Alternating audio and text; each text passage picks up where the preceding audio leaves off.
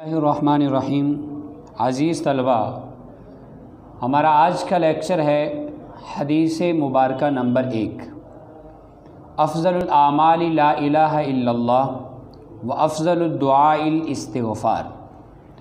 अफ़ज़लुल आमाली ला इलाहा इल्लल्लाह का तर्जुमा ये है कि सबसे ज़्यादा फ़जीलत वाला अमल, जितने भी आमाल हम करते हैं सबसे ज़्यादा फ़जीलत वाला अमल उनके अंदर है ला इलाहा इल्लल्लाह। ज़ुबान से ये कलिमा पढ़ना, ला इलाहा इल्लल्लाह। व अफ़ज़लुद दुआइल इस्तिग़फ़ार, और जितनी भी हम अल्लाह ताला से दुआएं मांगते हैं उनमें सबसे बेहतरीन और फ़जीलत वाली दुआ, बड़ी दुआ है इस्तिग़फ़ार। इस हदीस मुबारक में आप सल्लल्लाहु अलैहि वसल्लम का जो फरमान है इसके दो हिस्से हैं। पहले हिस्से के अंदर अल्लाह ताला की तौहीद का इकरार है कि अल्लाह वहदहू ला शरीक है, उसकी ज़ात के अंदर भी कोई उसका शरीक नहीं, उसकी सिफ़ात के अंदर भी उसका कोई शरीक नहीं है। और इस तौहीद के इकरार को आप सल्लल्लाहु अलैहि वसल्लम ने सबसे ज़्यादा फ़जीलत वाला अमल करार दिया है। जबकि हदीस के दूसरे हिस्से में इस्तिग़फ़ार यानी अल्लाह के हुज़ूर अपनी गलतियों और गुनाहों की मुआफ़ी तलब करने को आप सल्लल्लाहु अलैहि वसल्लम ने बेहतरीन दुआ करार दी है। हदीस मुबारका के पहले हिस्से में इरशाद है अफ़ज़लुल आमाली ला इलाहा इल्लल्लाह, यानी अल्लाह के सिवा किसी दूसरे को इलाह ना मानने का इकरार करना, अपनी ज़ुबान से ये इकरार करना कि हम अल्लाह के अलावा किसी को इलाह नहीं मानते। इलाह कहते हैं माबूद को, यानी लफ्ज़ इलाह से मुराद ऐसी ज़ात है कि जिसके अलावा किसी की इबादत ना की जाए, जिसकी इबादत की जाए उसको कहते हैं इलाह माबूद। जिससे सबसे ज़्यादा महब्बत और अक़ीदत हो वो अल्लाह ताला की ज़ात होती है, जिसने हमें पैदा किया, हमें अक़ल दी, हमें बसीरत दी, हमें ज़मीर दिया, हमें फ़हम अता की।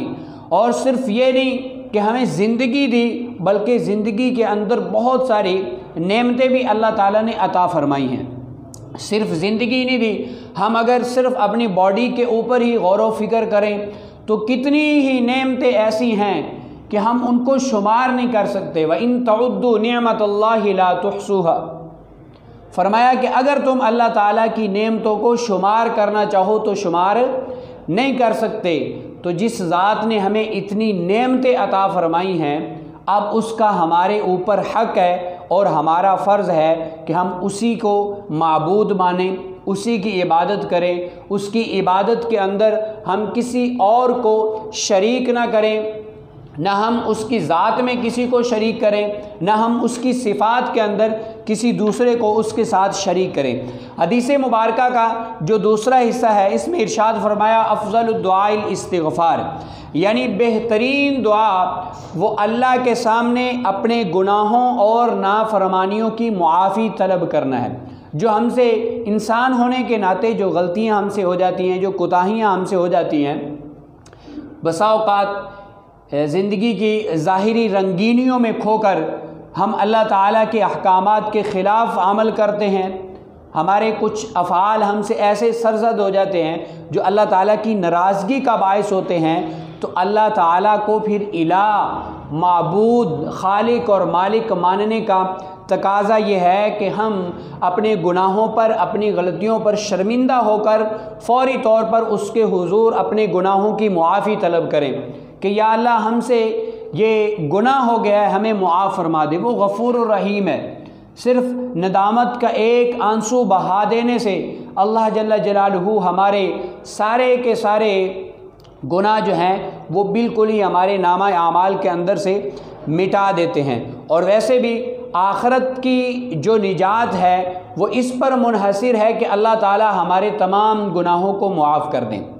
उखरवी निजात जो है, आखिरत में जो निजात होनी है, जो छुटकारा हमें मिलना है, वो तब तक मुमकिन नहीं जब तक अल्लाह ताला हमारे सारे के सारे गुनाहों को मुआफ़ करवा दें। तो जब तक हमारे ये गुनाह मुआफ़ नहीं होते हम आखिरत में कामयाब नहीं हो सकते, हमारी निजात नहीं हो सकती।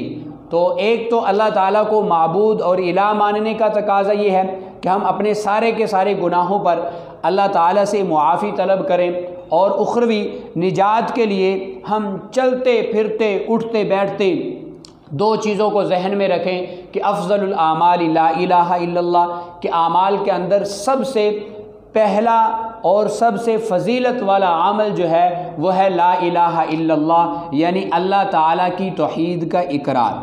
اور دوسرا عمل جو سب سے بہترین آپ صلی اللہ علیہ وسلم نے فرمایا وہ ہے وَأَفْضَلُ الدُّعَاءِ استغفار، کہ دعا کے اندر جب دعا مانگنی ہے، دعائیں تو ہم اور بھی بہت ساری مانگتے ہیں، لیکن استغفار ایسی دعا ہے کہ جس کی ہمیں ہر وقت ضرورت پڑتی ہے۔